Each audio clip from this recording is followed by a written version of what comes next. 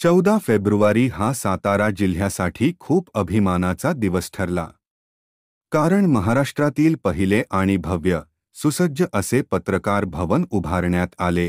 छत्रपती खासदार उदयनराजे भोसले यांच्या हस्ते पत्रकार भवनाचे उद्घाटन करण्यात आले।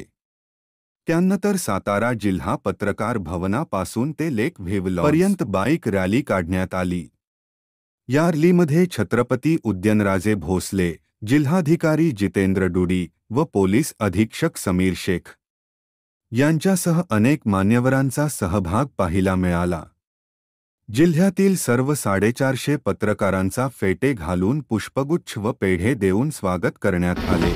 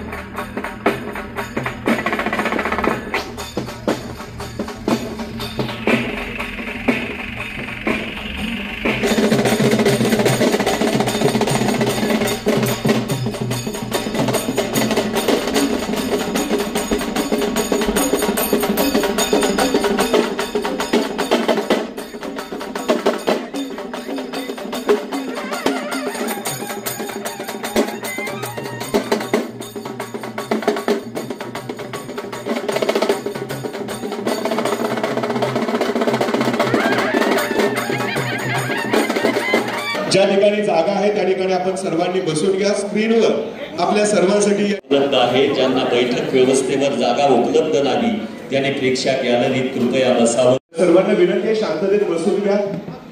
वरच्या गॅलरीमध्ये देखील भरपूर बसण्याची व्यवस्था या ठिकाणी उपलब्ध आहे। देशमुख साहेबांनी उल्लेख केला त्यातनं कसं मार्ग काढता येईल आणि कसं काय करता येईल त्याच्यावर जरा बसून चर्चा करून हे सुद्धा निश्चितपणे आम्ही मार्गी लावू। बऱ्याच वेळेस काय होतं आणि मी नेहमीच मला या सगळ्यांना सांगतो की हे हल्ले कशामुळे होतात।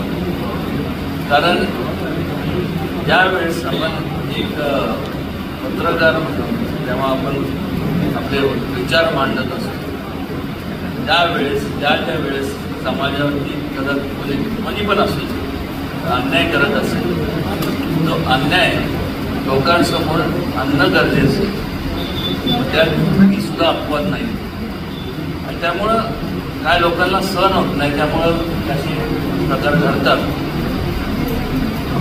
पण मात्र माझ्यापेक्षा जास्त योगदान या सर्व माझे मित्रमंडळी सगळे हरीश विनोद बघ